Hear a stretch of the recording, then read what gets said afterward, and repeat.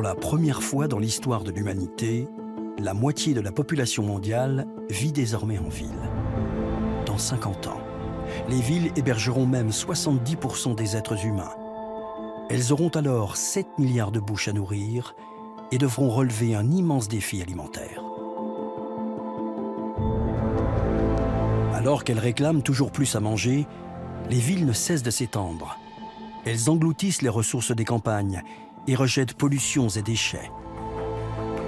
Telles qu'elles se comportent aujourd'hui, les villes sont les plus grands parasites que la Terre ait jamais portés. Ce système perdure depuis des millénaires, mais il est aujourd'hui à bout de souffle. Et si l'agriculture, longtemps reléguée au fin fond des campagnes, faisait alors son grand retour dans la cité? L'idée fait son chemin depuis plusieurs années. Dans les serres et les laboratoires du monde entier, on cherche comment produire beaucoup, partout, en toute saison et surtout de manière durable. Pour nourrir les 3/4 de l'humanité, l'agriculture urbaine devra prendre des formes radicalement nouvelles. C'est ce que promettent les inventeurs des tours agricoles de demain, les fermes verticales.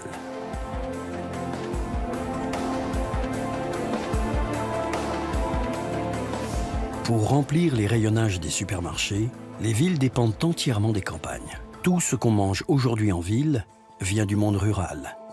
Et les champs sont devenus de gigantesques usines alimentaires à ciel ouvert. L'agriculture a connu sa plus grande mutation depuis la préhistoire, à grand renfort de machines, d'engrais et de pesticides. Il faut produire toujours plus vite et toujours moins cher. Mais on ne pourra plus augmenter indéfiniment les rendements sans dégrader encore un peu plus des ressources déjà surexploitées. À New York, Dixon Despommiers, professeur de sciences environnementales à l'université Columbia, cherche depuis 20 ans à sortir le monde de l'impasse dans laquelle il est engagé. Il y a beaucoup de gens qui vous diront avec force que les choses peuvent continuer comme ça, que tout est normal. Mais ça dépend de ce que vous entendez par normal. Ici, on a un cas où normal, ce n'est pas bien. On va finir par être à court de ressources alimentaires et quand les ressources seront épuisées, alors les villes s'éteindront et disparaîtront. Ça pourrait arriver à Paris, à Londres, à New York, à Chicago. Quand les villes deviennent tellement grandes qu'elles ne peuvent plus satisfaire leur population, alors le système s'effondre. Il faut que quelque chose change dans le système alimentaire de notre planète. Chaque seconde, dans le monde, 40 tonnes de nourriture sont directement jetées à la poubelle. C'est le tiers de la production agricole mondiale qui pourrit chaque année dans les transports. De New York à Shanghai, un même constat s'impose. Le problème n'est plus de produire plus, mais de produire mieux. En réalité, la production agricole mondiale est supérieure à la consommation. Alors pourquoi y a-t-il encore tant de gens qui ne mangent pas à leur faim? Il y a deux raisons. La première est que les ressources agricoles ne sont pas équilibrées. Dans certains endroits, il y a trop de production alimentaire. Dans d'autres, elle ne peut pas satisfaire les besoins en nourriture. Il y a donc encore beaucoup de populations qui souffrent de la famine dans le monde. La deuxième raison est le gaspillage. Dans un pays aussi grand que la Chine, le gaspillage de nourriture est très important. Comment diminuer ce phénomène et rééquilibrer la production mondiale? L'agriculture urbaine est une solution stratégique à ces deux problèmes.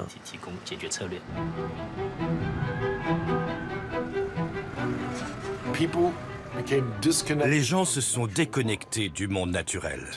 Et aujourd'hui, on a pris conscience de ce que provoque cette déconnexion. Ça pose des problèmes pour transporter la nourriture jusqu'aux villes, ça pollue l'air, ça pollue l'eau, ça pollue la terre. Et il y a maintenant un courant de pensée, je crois un courant très fort dans la plupart des villes, pas chez tout le monde, mais chez beaucoup de gens, qui veut ramener l'agriculture à l'intérieur de la ville, là où les gens vivent, pour leur permettre de se reconnecter aux processus qui, depuis toujours, ont permis notre développement. Partout dans le monde, le mariage de la ville et des champs se donne en spectacle. Et le public confirme. On veut ramener les lieux de production au plus près des lieux de consommation. Mais installer les champs au milieu du béton n'est pas si simple. Où trouver la place pour cultiver les fruits, les légumes et les céréales? Faudra-t-il aménager les boulevards pour les tracteurs? Heureusement pour les riverains, il existe d'autres solutions. À Montréal, la ferme Lufa s'est installée sur un toit à 10 minutes du centre-ville.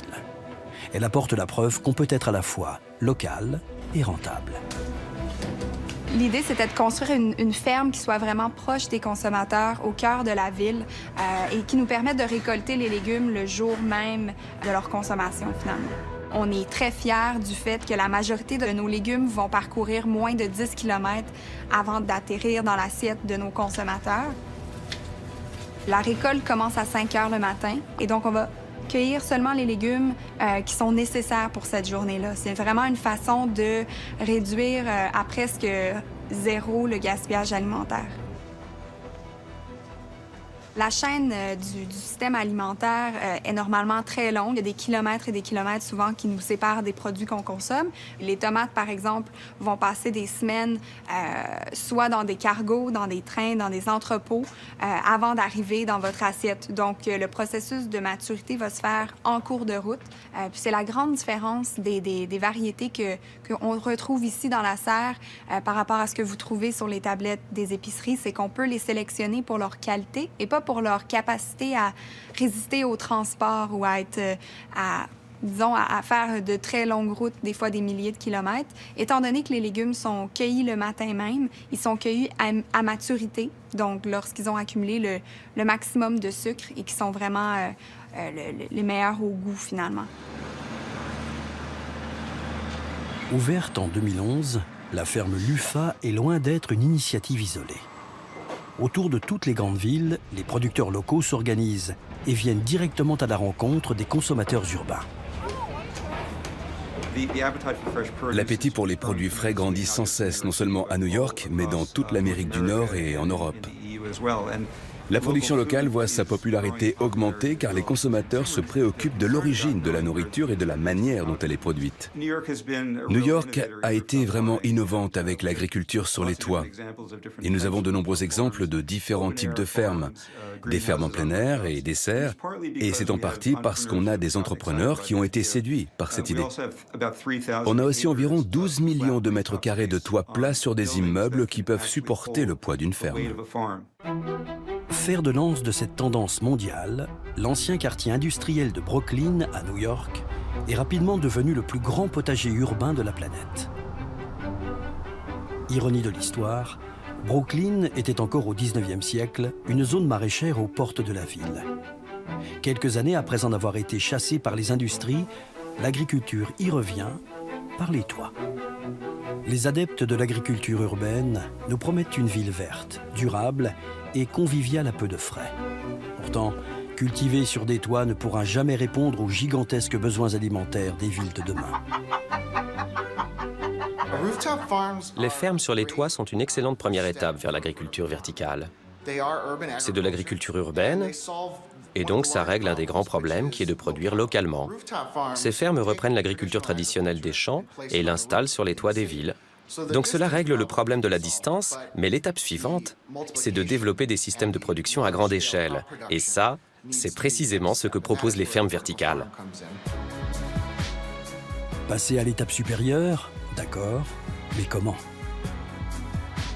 Personne n'avait osé imaginer des villes capables de produire en grande quantité, de quoi nourrir les 7 milliards de citadins de l'an 2050. Personne. Jusqu'à ce que Dickson Despommiers ne s'empare de l'idée. Donc l'idée, c'était d'abord de faire pousser de la nourriture sur les toits, puis d'investir également l'intérieur du bâtiment. J'ai commencé par utiliser une salle de classe pour introduire cette idée. Et mes étudiants, je n'en avais pas beaucoup, ils m'ont tous dit « On peut faire ça ?» Et j'ai répondu « Je n'en sais rien, comment le savoir? Personne ne l'a jamais fait.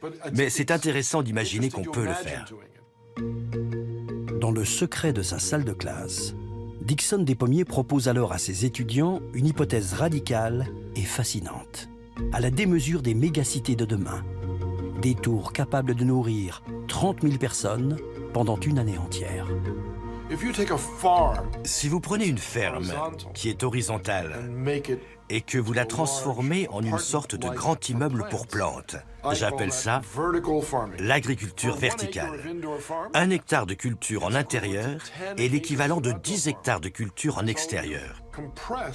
Donc, vous comprimez et optimisez l'efficacité en cultivant dans des espaces clos à l'intérieur de ces grandes structures.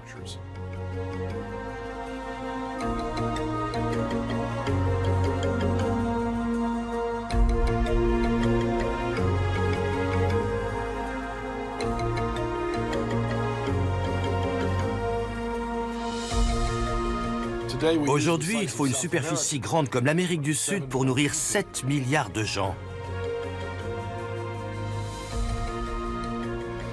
On pourrait faire pareil en utilisant 1/10 de cette surface si nous avions des fermes en pleine ville. 1/10. Dickson Despommiers en est convaincu. Ces fermes verticales feront bientôt partie de nos paysages quotidiens. On sait depuis longtemps construire des gratte-ciels pour vivre et travailler en ville. Alors pourquoi l'agriculture ne pourrait-elle pas à son tour passer à la verticale? On fait pousser notre nourriture en partie dans des serres. Et tout le monde sait ce qu'est une serre. Il n'y a rien de mystérieux là-dedans. Quel est le mystère? C'est d'augmenter suffisamment la production pour satisfaire de grandes populations. Alors, quel est le secret? Eh bien, c'est comme de comparer un pavillon individuel à un immeuble. En faisant la même chose avec nos plantes, avec nos cultures, on aura réinventé l'agriculture comme on a réinventé la vie en ville. En 2005, après 3 années d'études et de recherche, l'idée est enfin mûre. Mais elle reste cantonnée au petit monde des étudiants et de quelques internautes avides d'innovation. Il s'agit à présent de la faire connaître au monde entier et de donner à son inventeur une notoriété internationale. Ce qui manquait vraiment pour toucher le public, c'était que la ferme verticale ait un look un peu hollywoodien. Il fallait que ce soit comme sur un panneau publicitaire. Vous deviez pouvoir le regarder et dire tout de suite, on dirait une ferme verticale. Donc j'ai été sur verticalfarm.com, je me suis renseigné sur la thèse de Dickson Despommiers et j'ai lu une grande quantité d'informations qu'il avait fait rassembler par ses étudiants. Voilà, je me suis assis, j'ai lu, je me suis demandé à quoi pourrait ressembler une ferme verticale. Il nous faut une grande surface, il faut trouver le moyen d'irriguer, le moyen de drainer. Elle doit être haute comme un gratte-ciel. Alors en une journée, littéralement une journée de 10 heures, je me suis assis et j'ai esquissé, dessiné et construit en 3D la forme d'une ferme verticale.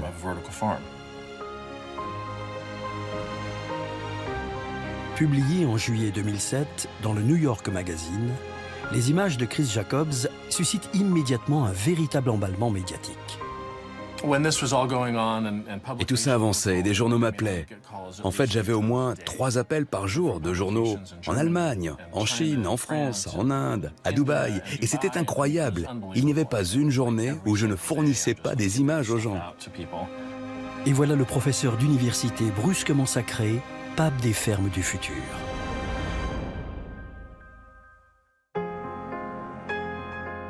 Aujourd'hui, Dickson Despommiers est invité partout dans le monde pour prêcher la bonne parole et recruter de nouveaux disciples. Je suis ravi d'être ici et de vous parler de l'évolution de cette idée née il y a 11 ans dans une salle de classe. Il y a 8 ans, il n'y avait qu'une seule de ces images et aujourd'hui, on a 6,7 millions de résultats de recherche sur Internet sur ce terme. Il s'agit de gens qui sont tombés sur cette idée, ils ont attrapé le virus et chez eux, ils n'arrivaient plus à dormir. Ils sont vraiment nombreux et d'autres que je ne connais pas les rejoindront. Regardez tous ces dessins. Regardez ces détails incroyables. Une nouvelle génération d'architectes s'est emparée du concept pour en faire un extraordinaire terrain d'expérimentation futuriste. Anticipation rationnelle de notre futur proche ou nouveau délire utopique. La tour conçue par Blake Kurasek pour la ville de Chicago prévoit 120 étages de production empilés sur 150 mètres de hauteur. J'ai voulu que la tour soit vraiment haute, en quelque sorte pour exagérer le fait que c'était une ferme verticale. Et puisque c'était un exemple d'agriculture en milieu urbain, ce devait être une assez grande tour. Elle se voulait comme une vitrine pour cette technologie et pour ce genre de production agricole urbaine dans une ville comme Chicago, connue pour son architecture. Voici un gros plan des installations hydroponiques à l'intérieur de la ferme verticale. Ici, un fermier du futur. On dirait de la science-fiction, mais en fait, toutes ces technologies existent déjà. Elles ont fait l'objet de nombreuses recherches, elles n'ont simplement pas encore été mises en place et pleinement exploitées. Effectivement, on est encore loin de faire pousser des tomates au sommet des gratte-ciels. Et les tours agricoles restent à ce jour purement théoriques. Si l'empilement des étages fournirait plus de surface qu'un simple toit, il poserait en revanche un léger problème de poids. Traditionnellement, quand on cultive, on utilise la terre, mais cela pèserait trop lourd pour la structure d'un gratte-ciel. Donc les technologies que j'ai utilisées dans ma ferme verticale sont principalement une pellicule d'eau enrichie en nutriments, où les nutriments sont dissous dans l'eau et sont envoyés dans un tuyau. Les plantes sont placées dans un substrat pour que les racines reçoivent les nutriments grâce au tuyau. Cette technique, l'agronomie moderne l'appelle hydroponie. C'est la recette miracle pour les tours agricoles de demain, mais ces principes sont connus depuis déjà quelques années. Le tout premier jardin hydroponique que je connais, c'était les jardins suspendus de Babylone. Il y a très très longtemps. Je ne suis pas assez vieux pour m'en souvenir. Et c'était une merveille. En fait, c'était une des 7 merveilles du monde. De voir ces plantes qui poussaient sans aucune terre. Quelqu'un a dû penser, peut-être que toutes les plantes savent faire ça. Il suffit de leur en donner la possibilité. Et ça s'est avéré juste. L'idée n'a pas disparu avec la glorieuse cité antique. Dans les années 80, une grande institution américaine l'a même étudiée de très près. Ces jardins suspendus n'étaient peut-être pas la 7e merveille du monde, mais des fermiers en blouse blanche sont parvenus à faire pousser du blé sans un seul gramme de terre, des salades et toutes sortes de légumes frais. Sans oublier de quoi préparer les fritures du futur. Sauf que ces pommes de terre sans terre ne poussaient pas sur Terre, mais dans l'espace. Car cette institution américaine, c'est la NASA. L'agence aérospatiale américaine a misé sur l'hydroponie pour nourrir les astronautes qui partiront un jour vers Mars. Et la qualité des menus fait ici l'objet de toutes les attentions. Bonjour, je suis Michelle Perchenock, la responsable des nourritures innovantes au Centre spatial de Johnson. Lorsqu'on ira sur Mars, on fera pousser de la nourriture dans des chambres hydroponiques. On commencera par les fruits et les légumes pour que l'équipage puisse avoir des salades fraîches et croquantes. Il y aura des tomates, des carottes, des poivrons et aussi de la verdure comme de la laitue et des épinards. Cette technologie est tout à fait adaptable sur Terre. Michel, on peut l'adapter et l'utiliser sur Terre. Bien sûr que nous pouvons aussi l'utiliser sur Terre. La culture hydroponique marche aussi bien sur Terre que sur Mars. Sur Terre, les progrès de l'hydroponie ont peu à peu séduit l'industrie agroalimentaire. Aujourd'hui, une nouvelle génération de serres suspendues colonise les toits de New York pour produire en pleine ville, hors sol et à grande échelle. L'hydroponie a besoin d'environ 10% de l'eau utilisée par l'agriculture traditionnelle. Une ferme à l'extérieur doit être constamment irriguée ou alors elle dépend des pluies. Nous n'utilisons que très peu d'eau et obtenons une croissance supérieure. Tout en économisant l'une des ressources les plus convoitées du siècle à venir, l'eau, l'hydroponie permet en même temps d'augmenter la production de manière spectaculaire. L'hydroponie, c'est merveilleux parce qu'on peut tasser une grande quantité de plantes dans un petit espace. Nous prévoyons de produire environ 50 tonnes par an et c'est super pour le peu d'espace qu'on a ici. Ça fait seulement 500 mètres carrés.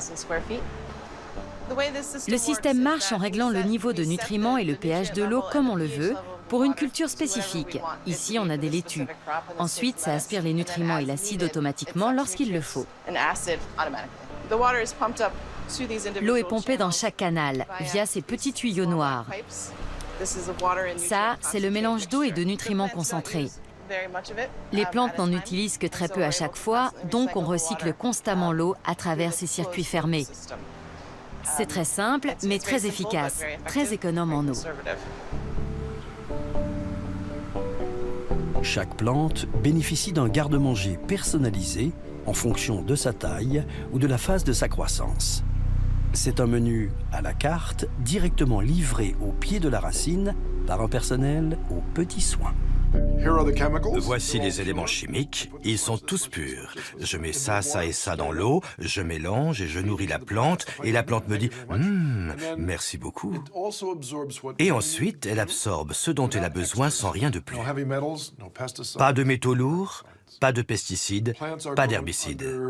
Les plantes poussent dans des conditions idéales, ce qui veut dire que vous avez plus de plantes par an que si vous étiez dehors, parce qu'on peut tout contrôler. L'arrivée de certaines technologies, les systèmes de contrôle par ordinateur pour permettre un niveau presque constant dans les solutions, ce qui donne aux plantes un bénéfice optimal, la possibilité d'ouvrir et de fermer le toit pour ventiler, la possibilité d'incorporer du chauffage pour que les bulbes des racines restent au chaud, tous ces éléments fournissent à la plante un environnement de croissance optimal qui nous permet de produire 15 à 20 fois plus qu'une ferme de terre, en utilisant à peine 10% de l'eau. Et bien sûr, sans aucun pesticide. Car pour faire la traque aux intrus qui passeraient à travers les mailles de la technologie, on préconise ici la lutte antiparasitaire intégrée. En d'autres termes, de bonnes vieilles méthodes solidement éprouvées. Je suis en train de distribuer toutes ces coccinelles dans la serre. Et elles nous aident à contrôler la population des pucerons. Et c'est bien pour nous parce que les pucerons mangent nos plantes et les coccinelles, elles mangent les pucerons. Donc on les aime parce qu'elles nous aident. Chaque semaine, on relâche environ 30 000 coccinelles. On n'a pas de produits chimiques. Tout est très naturel. Utiliser des coccinelles pour lutter contre les parasites est impossible en plein champ. Les nuisibles sont trop nombreux et seuls les pesticides arrivent à enrayer totalement les invasions. Sous serre, à l'inverse, dans un environnement parfaitement protégé, on peut obtenir des récoltes abondantes sans utiliser de produits chimiques. Les légumes sont donc plus sains, mais impossible malgré tout de les qualifier de bio. Les normes qui définissent l'appellation exigent en effet la culture en terre. Plus de sol, quasiment plus d'eau, le rêve de Dickson des pommiers semble désormais à portée de main. Dans les serres d'aujourd'hui, on cultive aux étages supérieurs ce qui sera vendu quelques heures plus tard au rez-de-chaussée. À petite échelle, les fleurons de l'agriculture new-yorkaise fonctionnent déjà comme de mini-fermes verticales. Il y a juste un nouveau pas à faire, car en fait, nous devons combiner l'hydroponie sur plusieurs étages dans un gratte-ciel. Et ça, c'est la prochaine étape. Ce qu'on voit, c'est l'évolution d'une idée. L'idée commence par « Oh, faudrait faire pousser de la nourriture en ville. On n'a qu'à aller sur les toits, c'est le plus simple et le plus pratique. Donc, on jette de la terre sur le toit, etc., etc. Mais ça ne suffit pas. Alors, on n'a qu'à tout recouvrir avec une serre. Mais ça ne suffit pas non plus. Ok, faisons 2 étages. Et là, on a une ferme verticale. Et puis 2, 3, 4, 5 étages. Qui sait jusqu'où on peut monter? C'est aux architectes et aux ingénieurs de nous le dire. Les architectes du monde entier se sont emparés des avancées scientifiques pour imaginer des bâtiments toujours plus exubérants, toujours plus spectaculaires. À Londres, à Zagreb, sur la mer ou dans les terres, on célèbre l'avènement d'une nouvelle civilisation urbaine à la fois écologique et technologique. Chaque architecte s'est toujours inspiré du milieu scientifique et donc, à partir de Des Pommiers, on a voulu réinventer les scénarios de demain en utilisant les sciences contemporaines pour essayer de motiver et de faire pétiller la créativité de chacun. Il est urgent de réinventer la façon d'augmenter la qualité de vie par la réintégration de la nature et par la réintégration des cycles agricoles. Depuis, à l'étranger, dans les pays émergents, que ce soit en Asie du Sud-Est, en Asie Pacifique, en Afrique du Nord, en Amérique du Sud, il y a un engouement mondial pour les fermes verticales. Le but de l'agriculture verticale est de viser l'économie de la terre. C'est aussi la grande problématique des villes-États. comme Singapour, comme Monaco, comme Luxembourg, qui sont des tout petits pays très denses, limités dans leur territoire, qui sont dépendants des pays voisins. Ces pays seront peut-être les premiers à construire les fermes verticales de demain. Singapour. Ici, la ferme verticale n'est pas une question, mais une réponse. Coincée entre les géants indonésiens et malaisiens, l'île Eta s'étend sur une surface à peine plus grande que la baie du Mont-Saint-Michel. Pour nourrir plus de 5 millions d'habitants, l'île ne peut pas consacrer plus de 2% de son territoire à l'agriculture et la quasi-totalité des produits alimentaires vient de l'étranger. Vous savez, Singapour est un tout petit pays. Nous n'avons pas beaucoup de terre pour les cultures. Quand nous devons apporter les légumes des pays voisins, par exemple de Malaisie, ça prend 24 heures. Depuis la Thaïlande, ça prend 3 jours. L'Indonésie, ça prend parfois 1 semaine. Donc, imaginez ce que ça donne pour les produits hautement périssables, comme les légumes. Importer des légumes de l'étranger, c'est parfois un challenge pour nous. Dans une ville-État comme Singapour, on n'a pas de terre agricole comme en France, en Amérique ou en Europe. Donc je crois que la seule manière, c'est de se tourner vers des fermes high-tech qui occupent très peu de surface, mais qui sont capables de produire beaucoup plus. Concilier développement économique et développement durable n'est pas ici une pétition de principe, mais une question de survie. Encouragés par un ministère de l'Agriculture particulièrement dynamique, les jeunes entrepreneurs d'aujourd'hui misent sur des méthodes intensives en économisant la ressource la plus rare de l'île, l'espace. We just planted this about a week ago. The growth rate is quite phenomenal. What is the footprint that you're taking up in an A-frame like that? I think this is 6 meters by I think 1.5. So how many plants are in a frame like that? Can you grow? 1,350. Quand les surfaces au sol sont limitées, on regarde vers le ciel et les rendements décollent. Pour l'heure, la clientèle est limitée aux restaurants haut de gamme et de modèles expérimentés à très petite échelle. Mais les autorités veulent aller plus loin. L'agriculture urbaine est présente à Singapour depuis les années 80. Notre ministère a été le fer de lance de l'agrotechnologie qui utilise la science moderne et la technologie pour développer un système vertical capable de produire plus avec moins de sol et d'eau. Après 30 ans d'investissement dans l'agriculture urbaine, les Singapouriens ont remporté leur pari. En octobre 2012, l'ingénieur Jack Ning équipe sa ferme urbaine du premier système de production verticale au monde.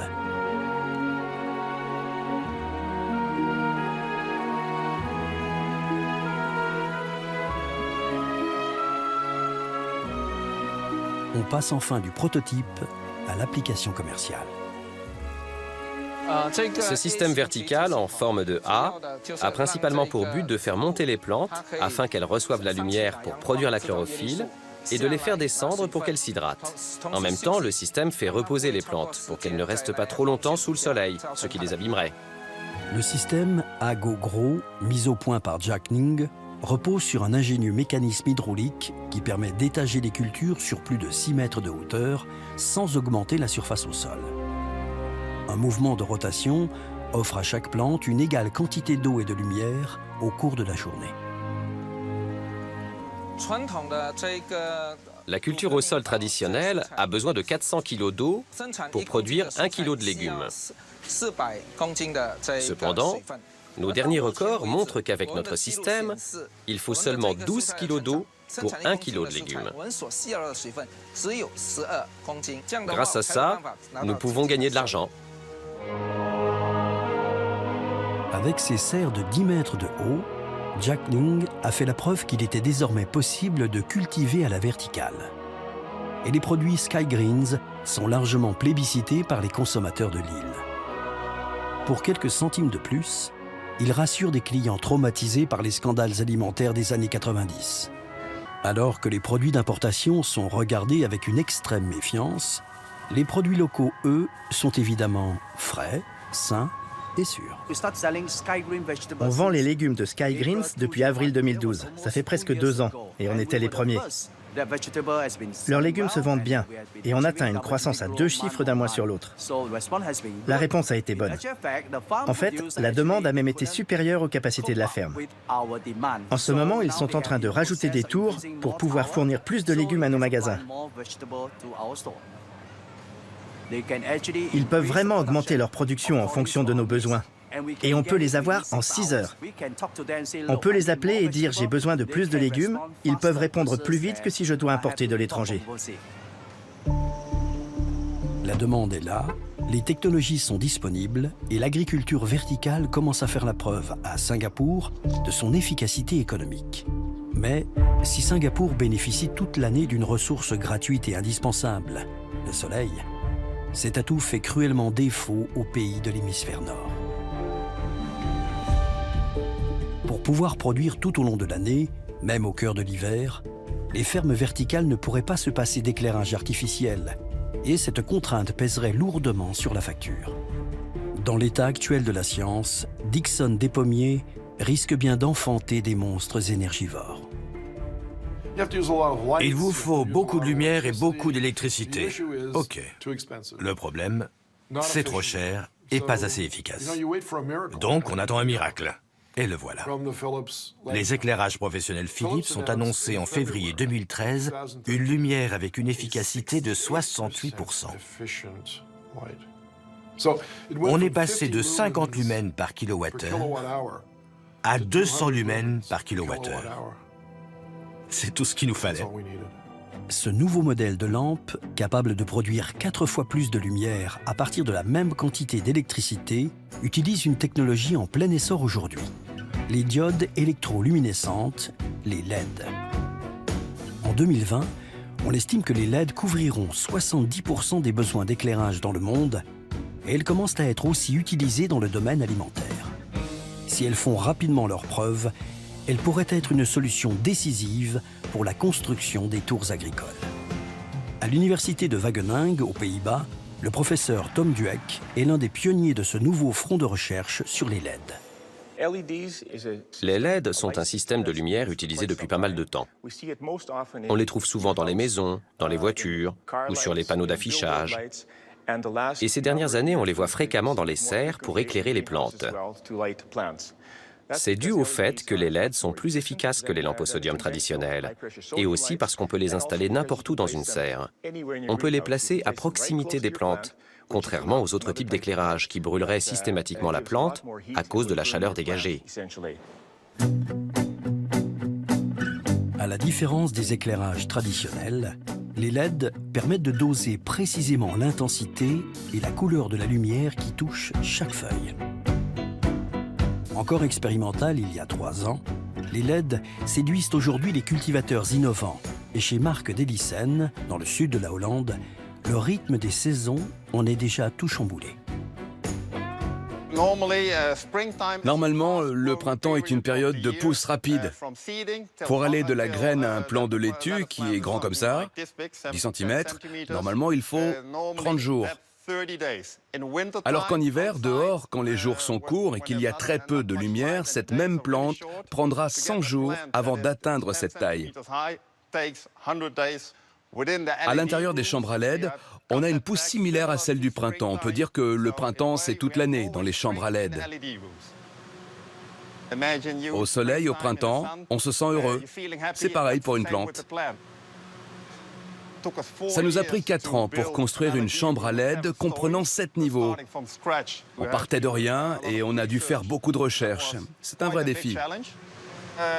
Au total, dans les 4 cellules, on a en moyenne 1 million de plantes qui sont ici. À Noël, on a plein de commandes et on n'a qu'à tourner un peu les boutons pour augmenter la température ou ajouter plus de lumière. Grâce au LED, il suffit désormais de tourner un bouton pour changer de saison. Pourra-t-on demain utiliser ces technologies pour faire pousser n'importe quelle plante en n'importe quel point du globe? L'idée est désormais prise très au sérieux. À l'agence spatiale allemande, à Brême, Daniel Schubert développe un modèle de ferme verticale. Pour lui, les progrès fulgurants réalisés dans le domaine des LED permettent enfin d'envisager le passage de la théorie à la pratique. Nous voulions concevoir un bâtiment de production qui pourrait être construit dans une mégapole comme Pékin, Tokyo ou New York pour produire de la nourriture.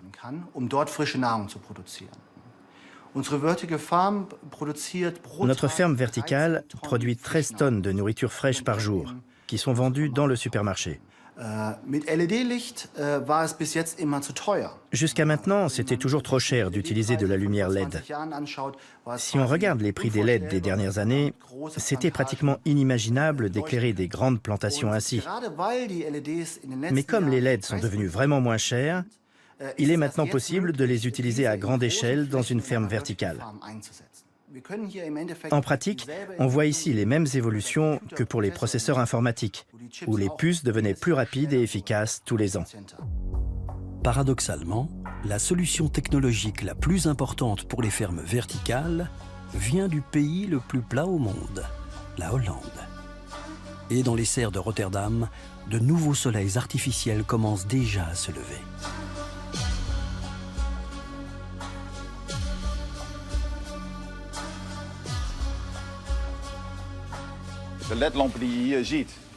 Les LED que vous voyez ici sont accrochés à cette hauteur. Une rangée est posée à 1,90 m et la suivante est suspendue un demi-mètre au-dessus. La plante continuera à pousser encore 2 à 3 mètres et les lampes seront donc ici, à l'intérieur de la plante.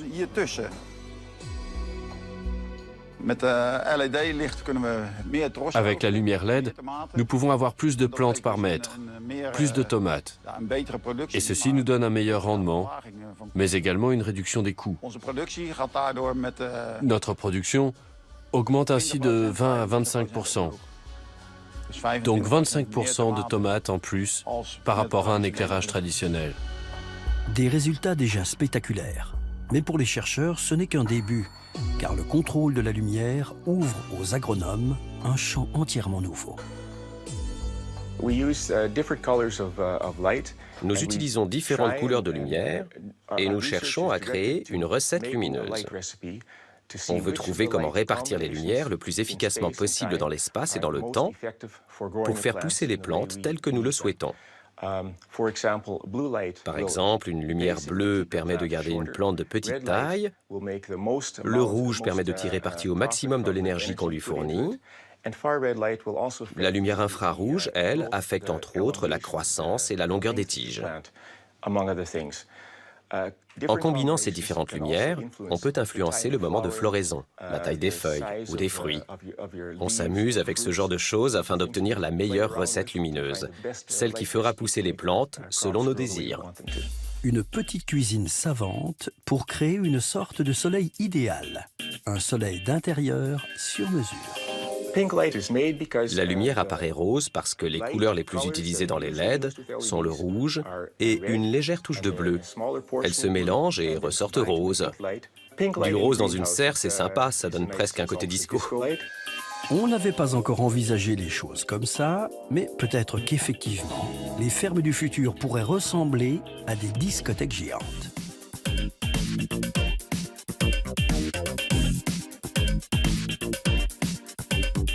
Mais quel genre d'alimentation nous réserverait ces disco-fermes aux allures de vaisseau spatial? Encouragés par leur premier succès, les scientifiques continuent leurs recherches. Objectif à présent, créer le fruit parfait, la plante absolue. Beaucoup de gens pensent qu'une bonne tomate ne peut pousser qu'à la lumière du soleil, dehors, dans le sol. Eh bien, ce n'est pas le cas. Si on connaît le type de nutriments qu'une tomate reçoit en extérieur, alors on peut les lui fournir en intérieur. On a un meilleur climat pour les plantes et on peut les faire pousser toute l'année. Donc il est possible de faire pousser une bonne plante productive en intérieur, aussi bien et même mieux qu'en extérieur. En réglant le spectre de la lumière, nous pouvons régler très précisément le goût de la plante, le goût du légume ou celui du fruit. Nous pouvons par exemple fabriquer une tomate hollandaise, mais aussi une tomate d'un jardin d'Italie du Sud. Un soleil rose, à base de LED, pourrait-il donner aux fruits autant de goût qu'un vrai soleil d'Italie? Pour les consommateurs, c'est tout de même un peu dur à avaler.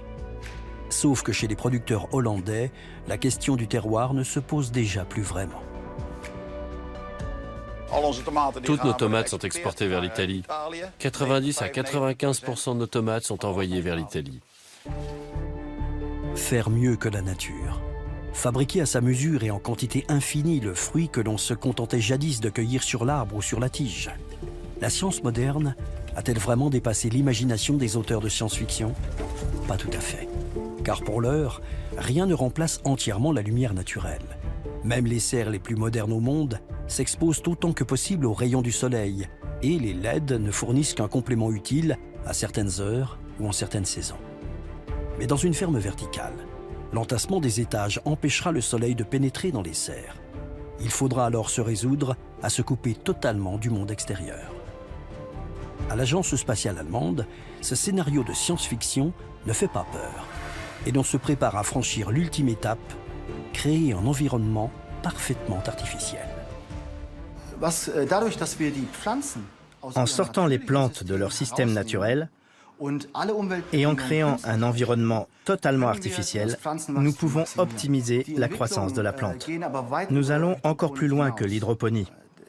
Et on parle d'agriculture en environnement contrôlé, de technologie CEA.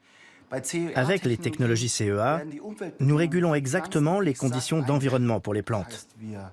C'est-à-dire que nous contrôlons précisément la teneur en CO2 dans l'air, la température, l'humidité ambiante. Le spectre de la lumière est adapté précisément, ainsi que la composition des substances nutritives pour les racines.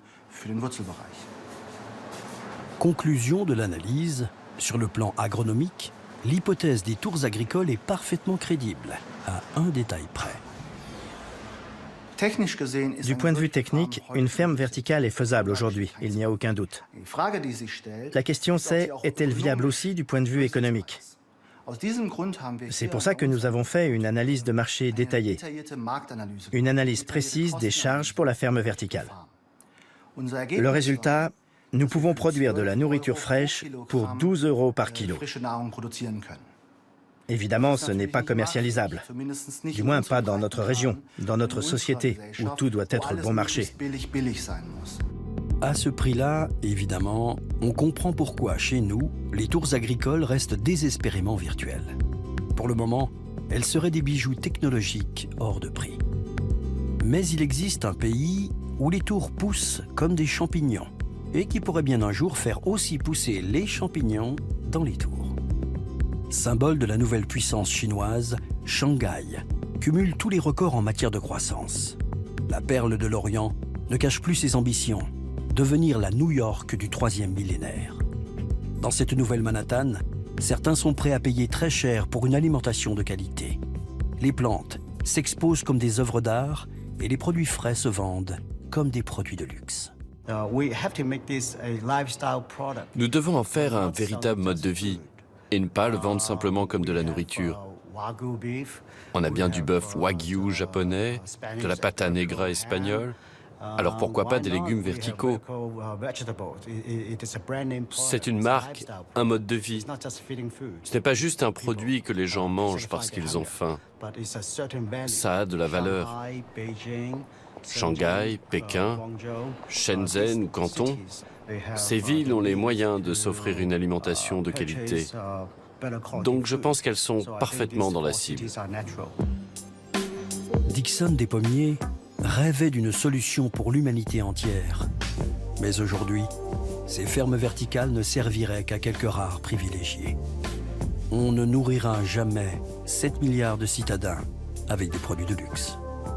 Combien de temps faudra-t-il attendre pour que les technologies soient enfin à la portée de tous? Les 3/4 des villes les plus peuplées au monde sont en Asie, et pour elles, le temps presse. Les mégapoles asiatiques s'engagent résolument sur la voie qui mène aux tours agricoles, car ici, plus qu'ailleurs, on ne peut pas se permettre d'attendre sans rien faire. Shanghai fait face à un gros problème. Il n'y a plus de main-d'œuvre. Il n'y a plus de main-d'œuvre agricole. En fait, si, il y en a une, mais elle est âgée de 70 ans ou plus. Elle ne peut plus se déplacer et surtout, elle n'est pas formée. Ce genre d'usine à plantes pourrait être industrialisé à l'avenir. L'agriculture deviendrait un processus industriel. Cela peut attirer les jeunes et leur faire choisir l'agriculture. De nos jours, les jeunes ne veulent plus faire d'agriculture parce que c'est trop pénible. Si vous pouvez construire ce genre d'usine, même les jeunes voudraient se lancer. Pour séduire les jeunes et produire sous contrôle, les champs se transforment en usines à légumes. Les technologies de pointe se répandent dans les potagers et les professeurs hollandais viennent transmettre les dernières innovations. C'est un mélange proportionnel entre la couleur rouge et la couleur bleue. Mais à nos yeux, il ressort violet. Non, rose. À quelques détails près, la leçon est bien assimilée. Et les techno-fermiers ont déjà troqué le tracteur pour l'ordinateur. Dans leurs usines agricoles, ils veulent trouver le plus vite possible comment produire les aliments en série, exactement comme on fabrique à la chaîne les voitures ou les télévisions. J'ai très envie de créer des usines à plantes au cœur de chaque communauté. Nous produirions des fruits et des légumes pour la population locale. Chaque quartier aurait une quantité fixe assurée. La population serait plus sereine. Elle verrait comment les choses poussent. Elle dirait « Oh, c'est comme ça que ça marche, c'est vrai ?» Si je vois pousser ce que je vais manger, je suis plus serein. De plus, il y aurait une usine pour chaque communauté. Je pense vraiment que construire une usine à légumes au service d'une communauté précise, c'est très rassurant. Et en plus, nous ne polluons pas. C'est beaucoup mieux comme cela. En Chine, une vision réaliste des fermes verticales est en train d'émerger, quitte à s'éloigner des grandes tours monolithiques imaginées à New York il y a 15 ans. À partir des technologies existantes, elle pourrait déjà nourrir la population d'un quartier avant d'alimenter une ville entière. En utilisant moins de robots, elle pourrait fournir des emplois à la population locale. En se greffant sur les équipements publics existants, elle pourrait tirer leur énergie du recyclage des déchets et fournir des engrais bio aux agriculteurs des campagnes. Car l'agriculture verticale ne cherche pas à remplacer l'agriculture traditionnelle. En apportant des réponses pratiques à des problèmes locaux, elle veut trouver sa place aux côtés de l'agriculture de plein champ, au service des villes de demain. Je pense que ça a un avenir prometteur. Bien que le processus n'en soit qu'aux prémices, il connaîtra un grand développement dans le futur. Dans un pays en plein changement comme la Chine, les opportunités sont excellentes. Il y a beaucoup de possibilités de développement futur pour des techniques de production et des modes de vie durables que l'Occident, qui est aujourd'hui le modèle dominant, n'a pas encore élaboré ou développé. Les tours agricoles qu'on imagine aujourd'hui pour les grandes villes chinoises ne sont plus seulement des serres géantes bardées de technologie. Pour Tom Bochart, auteur d'un plan de développement durable pour la ville de Shanghai, les fermes verticales doivent faire plus que de résoudre la question alimentaire. Elles doivent participer à l'invention d'un nouveau mode de vie urbain. Les tours agricoles ne sont qu'un élément d'une réflexion plus vaste qui intègre tout le tissu urbain. D'une certaine manière, elles sont ces fleurs qui ne poussent que dans tel sol bien particulier. Elles ne sont pas imaginées de manière abstraite et ensuite balancées sur un site. Elles doivent extraire de chaque site particulier ce dont il a besoin. Les tours peuvent jouer tout un éventail de rôles. Et c'est ça qui est excitant. Une tour unique pour un site unique. Les quartiers Lilong de Shanghai, par exemple, hébergent beaucoup de migrants ruraux qui viennent de toute la Chine pour atterrir en ville. Ces gens sont très pauvres, mais ils ont un vrai savoir-faire en matière d'agriculture. Donc, si vous construisez des bâtiments qui s'appuient sur la ressource humaine pour produire de la nourriture, alors il y aura un intérêt économique puissant à faire appel à ces migrants ruraux. Donc, c'est un gratte-ciel qui est spécifiquement conçu pour faire pousser toutes sortes d'aliments, qui peut effectivement jouer son rôle de producteur alimentaire pour la ville entière, mais qui en même temps lui fournit de l'eau potable, recycle ses déchets, crée de l'emploi pour les résidents et plein d'autres choses. Autrement dit, une ferme verticale, c'est bien plus qu'une tour où l'on fait pousser des plantes.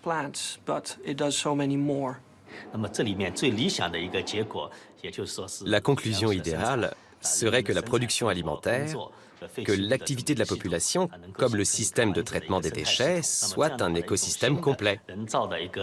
Ainsi, un nouvel écosystème artificiel est envisageable et ce serait vraiment très excitant, je trouve. Transformer les parasites géants que sont les villes d'aujourd'hui en un écosystème vertueux prendra du temps. Mais la révolution a commencé.